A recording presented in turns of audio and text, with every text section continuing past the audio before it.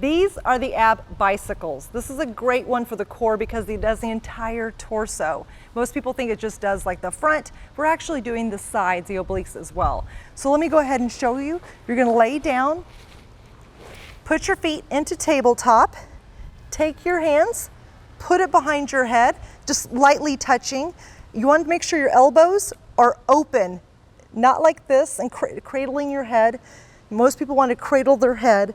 Just make sure you keep that open. And what you want to do is touch your elbow to your knee. And then you're going to switch elbow to the knee. Now it doesn't have to physically touch, you're just aiming towards it because this will depend on your level of flexibility.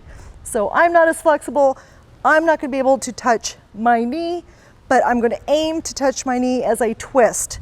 So you're just going from left to right, keeping those elbows open and focusing on touching the knee. And you can do this slow and controlled, or you can do it a little faster. What I don't want to see is this. This is not a bicycle. You're not extending your legs and you're not opening up your elbows. So open, switch, open, switch. Very slow and controlled. You're going to roll it up, and there you have it. That's the ab bicycle.